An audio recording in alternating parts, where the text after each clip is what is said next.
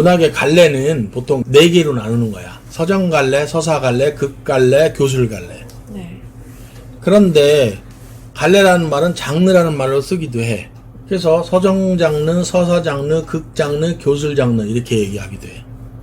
서정장르는 감정을 표현하는 거야. 네. 더 이상 없어. 네. 감정 표현. 그런데 서정장르의 감정을 표현하는 대표적인 게 시야, 시. 그래서 서정장르는 감정 표현, 시, 끝.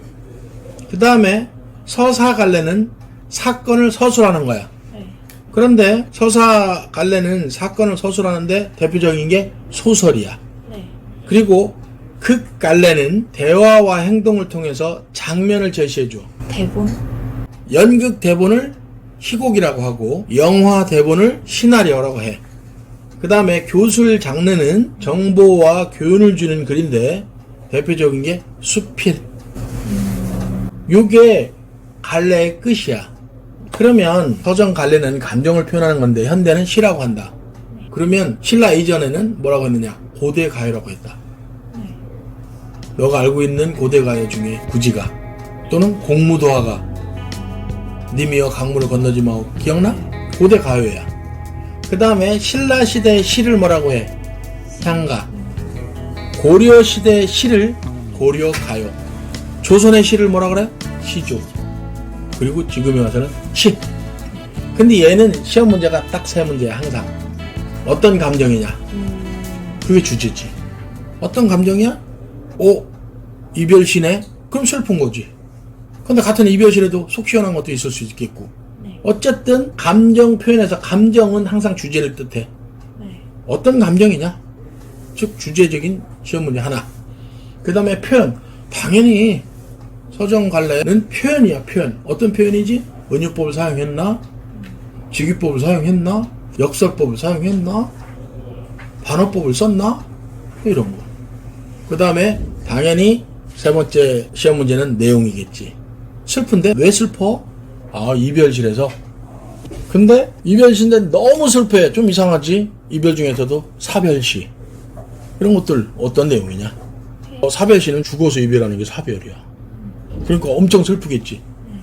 문제 3문제다. 감정 표현에서 주제, 표현, 내용.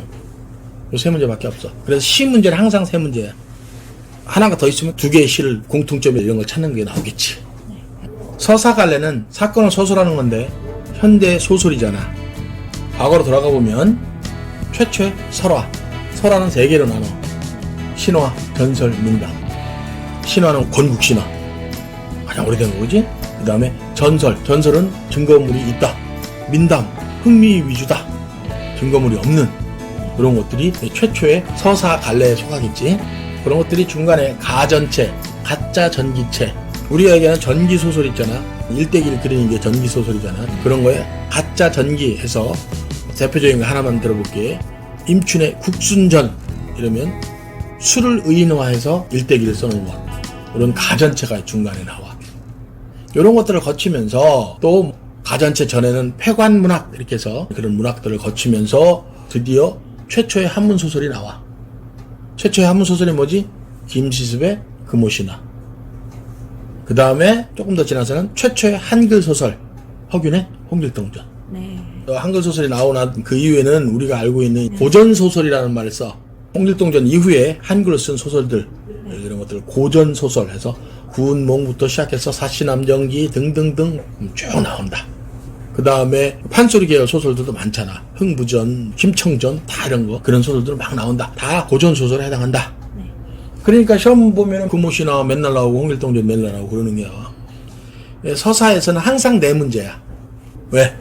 사건이 생기려면 첫째, 인물, 캐릭터들의 성격이 나온다. 이 성격이 부딪혀서 뭐가 생긴다? 갈등이 생긴다.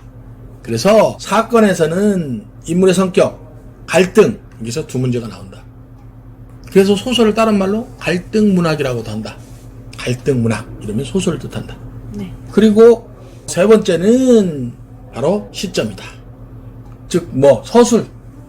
3번째는 서술이다. 시점 문제는 1인칭 3인칭 밖에 없는데 여러 가지를 조합하면 문제가 엄청나게 많이 나올 수 있잖아. 그렇게 해서 3문제고 당연히 4문제 이후에는 내용이다. 내용, 어휘 등등등 이렇게 문제가 된다. 그 다음에 극은 대화 행동을 통해서 장면 제시를 해준다고 했잖아. 그래서 희곡과 시나리오인데 예전에는 조선시대나 그 이전에는 민속극이라는 것도 있었다. 탈춤이 있었다. 그래서 우리가 고전에서 가장 많이 배우는 것 중에 하나가 봉산탈춤이다. 그래서 극갈래의 과거의 것은 대표적으로 봉산탈춤 하나만 배우면 된다고 생각하면 된다. 그리고 얘네는 시험 문제가 여기도 네 문제다. 첫 번째, 대화와 행동을 통해서 장면을 제시하는 것에 대한 특징, 현재성에 대한 문제가 항상 나온다. 두 번째는 주인공들의 행동을 보여주는 지문, 가로 속에 있는 지문이 시험 문제에 해당한다.